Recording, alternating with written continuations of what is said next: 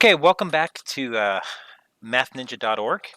Today we're going to be talking about the domain and range of functions, uh, of linear functions, quadratic functions, most types of functions.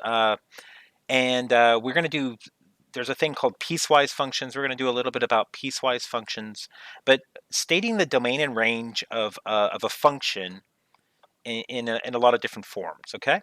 It's really not that difficult. Compared to the stuff that you've been doing all year, we're in unit 6 of the book now of the lessons, and I think at this point this is not going to be that difficult of a lesson. Okay, a couple things that you need to keep in mind here. Okay, one is this: make sure you're reminding yourself. Let's not use that pen. Make sure that you're reminding yourself about these two symbols, right? Greater than, less than, greater than or equal, less than or equal. Okay. Remember that greater than and less than has an open dot, right? And then greater than or equal or less than or equal used a closed dot, correct? And if you've been in my class any amount of time, I'd say a closed dot, right, is that one, right? So a closed dot for equal to, an open dot for not equal to. So keep that in mind, okay?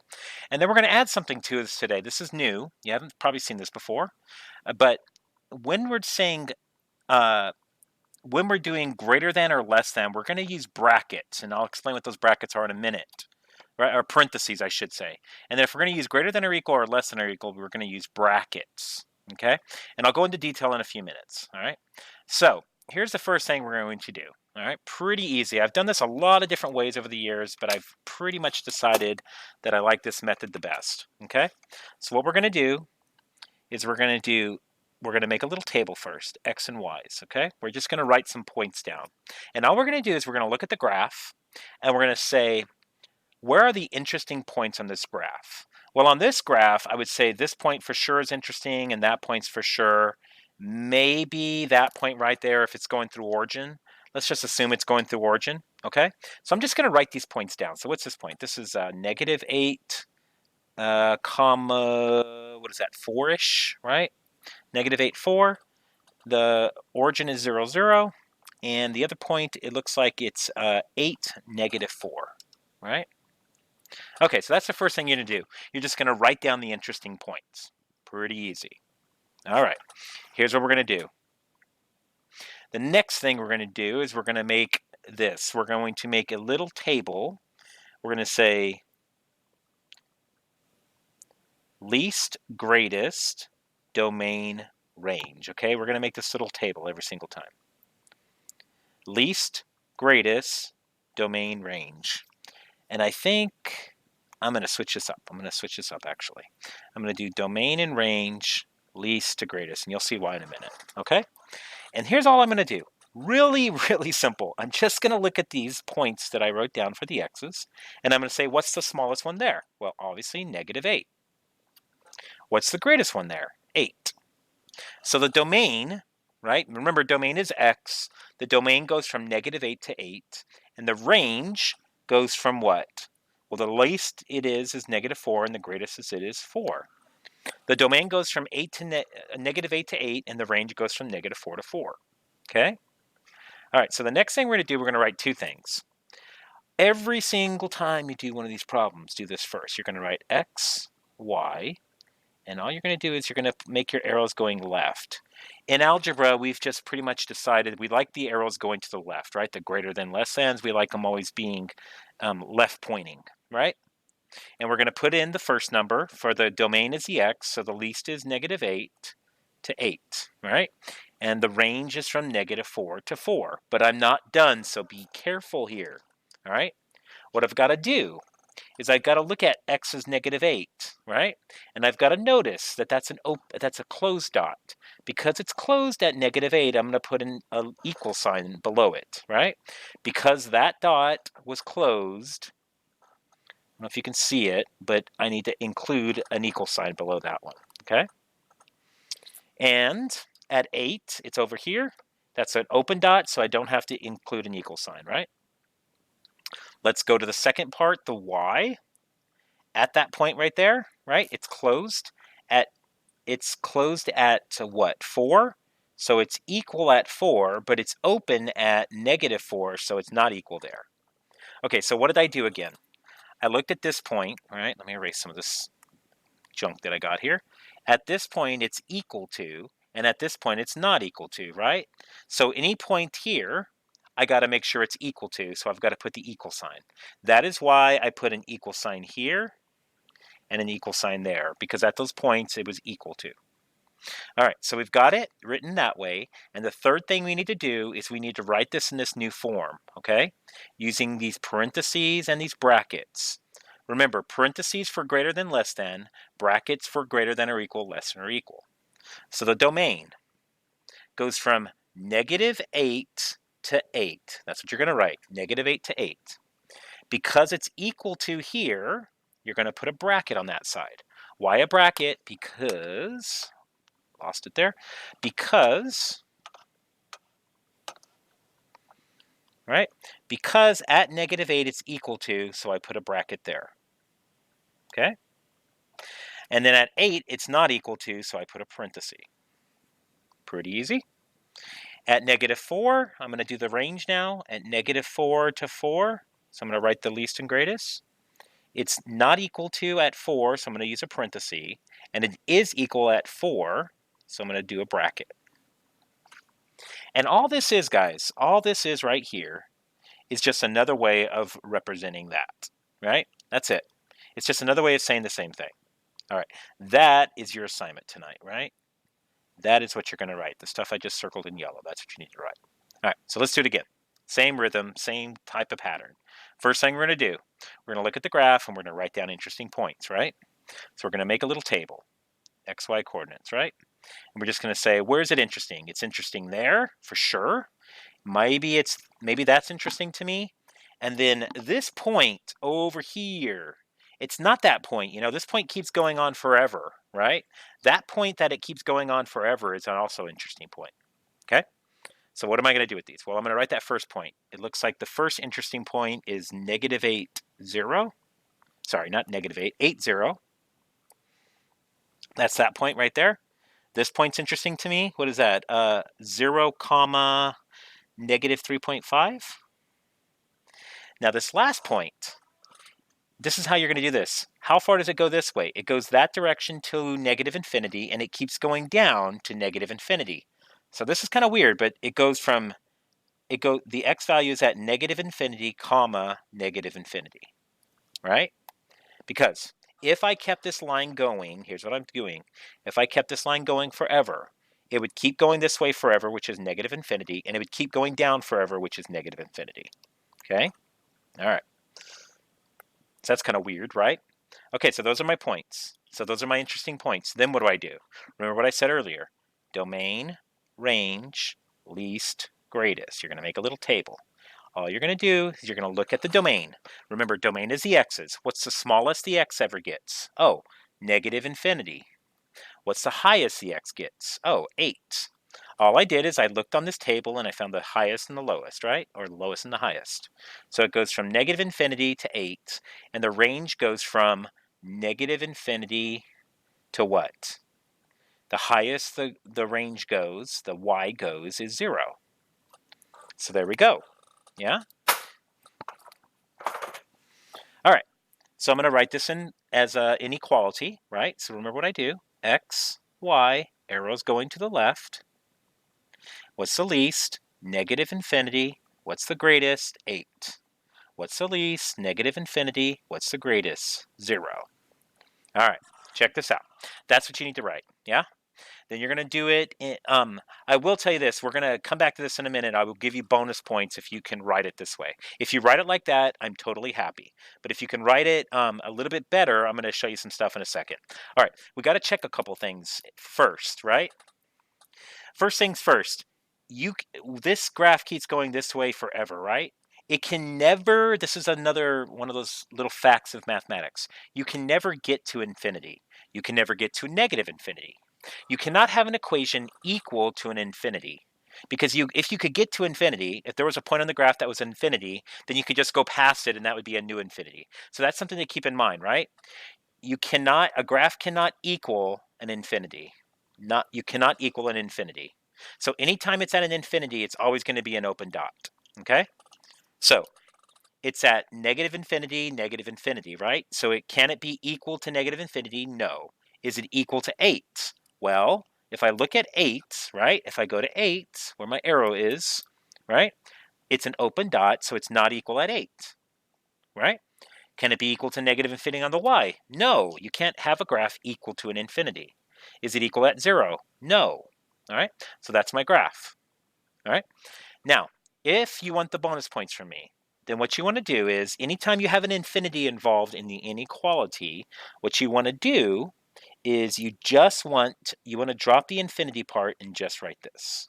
So if you really want to show your math, if you really want to show your math, write it like this: x is less than 8, y is less than 0. When I say x is between negative infinity and 8, that's the same as just saying x is less than 8. If I say the y is between negative infinity and 0, I'm basically saying just y is less than 0. Okay? That's a better way of writing this. These mean the same thing. I will give you extra points if you can write it that way. Okay? And then we have to write it with this bracket notation. Okay? Is it equal to negative infinity? No. So if it's not equal, what do? If it's not equal, I use parentheses. Okay, so I just do parentheses, negative infinity, comma, 8, and it's not equal at 8, so I use parentheses. Because those were not equal, right, because here and here, it was not equal. Let me erase that box so you can see it better. Because it's not equal here or here, I use parentheses. And the domain in the range was negative infinity to 0, right? There's the domain, there's the range. Okay, let's try it again. This one's a little bit more interesting, okay? Because it's curved. There's nothing wrong with curved lines, all right? But they get a little more tricky. So we're going to say, what are the interesting points? Well, that one there.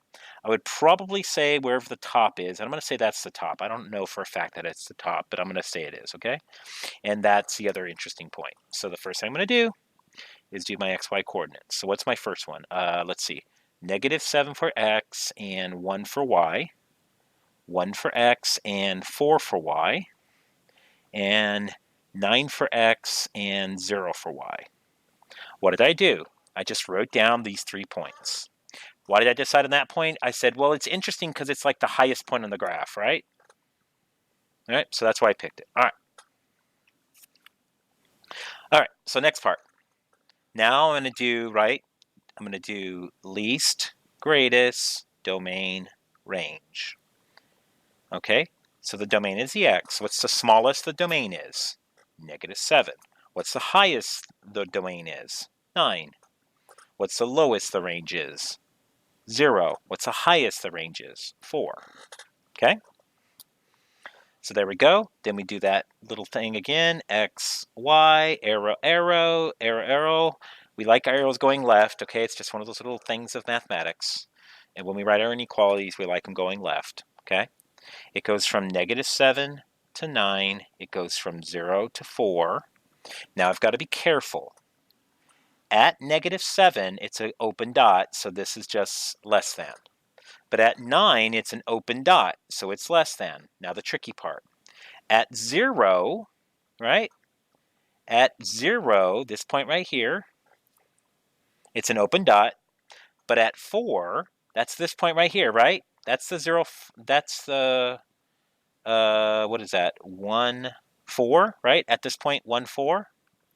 At this point, right there, it's a point on the line. If the point is on the line, then it's equal to that point on the line. Okay? Because the point is on the line, any point that's on the line is equal to the line, right? So it's not greater than or less than, it's just equal to.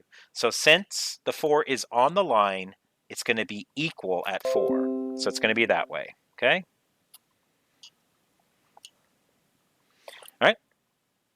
So that's another thing to keep in mind. If it's a point on the line, it's equal, right? So this point would be equal on the line, that point would be equal, that point would be equal. Not because that's an open dot there, because that's an open dot, it would be not equal. All right? And then we're going to write it in set notation, right? So we go from -7 to 9. We go from 0 to 4. It's equal. It's not equal at 7. so we do parenthesis. It's not equal at 9, so we do parenthesis. It's not equal at 0, so we do parenthesis. It is equal at 4, so we do bracket. Okay? Next one, example 4. All right, same thing as before. What are the interesting points? I would say that point's interesting, and this point way down there where it keeps going, right? So what are my 3 interesting points? So that point up there is what? -2, 4. That's this point right here, correct? That's this point. This point right here is what? -2, 0. And then this point way down there, it's -2 for the x, but it's negative infinity for the y, because if this point kept going on forever, you would get down to negative infinity. Remember, can I get to negative infinity? No. I can approach negative infinity, but I can't actually get to negative infinity, so it's not equal to negative infinity. It would just get close to it, right? All right. So the domain and range, right? Least, greatest, domain, range. All right? Well, what's the least for the domain? -2. What's the greatest for range? -2. Oh, that's cool. It's just -2. The domain's -2, right? What's the range? It goes from what? Negative infinity to what? 4. The smallest the y is negative infinity. The highest it is 4. All right? Can I write that in words? Yes. The first things first. The domain is x equals -2. All right. Now, you could probably make an argument. If I was to rewrite these notes, I'd probably make this point. I'd probably make this dot right here a closed dot and not an open dot. Okay. But the domain, so I'm not going to get this more complicated. I'm sure if there's a really smart algebra teacher watching this video right now, they may be thinking, oh, but it can't be equal to -2 at some points. I'm not going to get that complicated. For all the values on the graph, x is -2. Yeah. With the exception of 4. So for the y, yeah? All right, so x is -2. So if you get the same point for the domain, -2 and -2, you just say the number, the x value is -2. For the y, it's between what? Let me scoot this over a little bit. So for the y, it's between what? Negative infinity and 4. All right, that's a really bad infinity sign. Let's try that again. Right, it's between negative infinity and 4. All right, so there's that, and then I'm going to write it in bracket notation.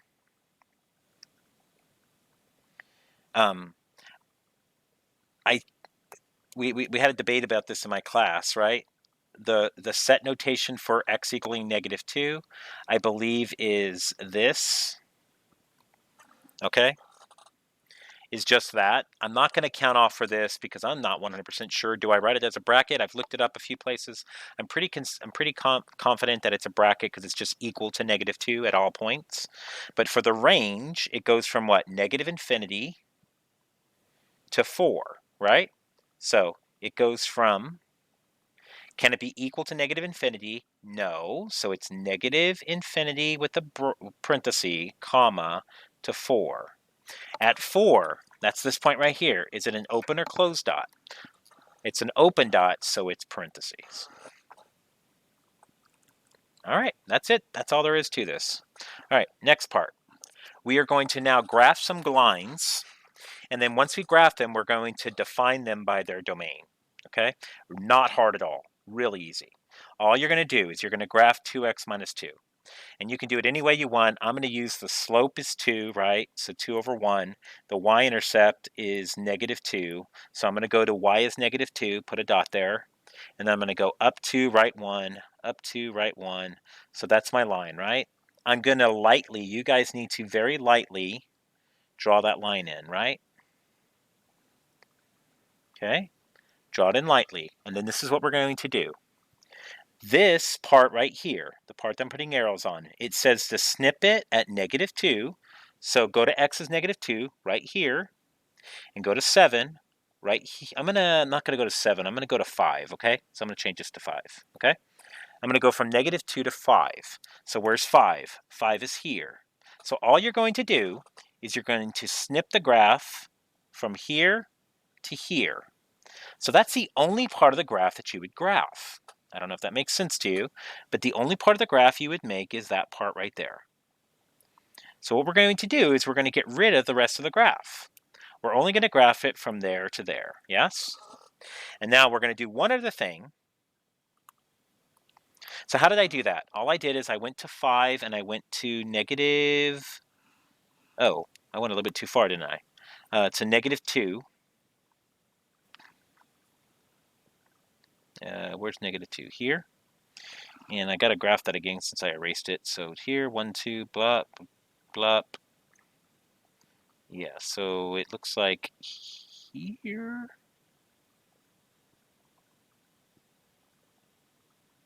Yeah, so from here to here. The only part of the graph I'm going to graph.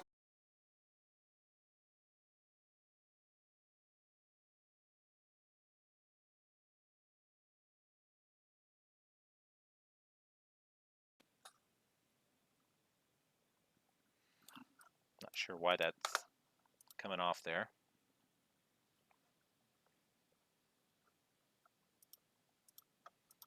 All right, sorry about that, technical issues. All right, that's it. You're just going to graph what it tells you.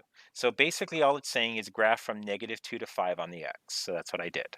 And why did I make an open dot here? I made an open dot there because at 5 it's an open dot. Okay, so I'm going to graph example 6, right?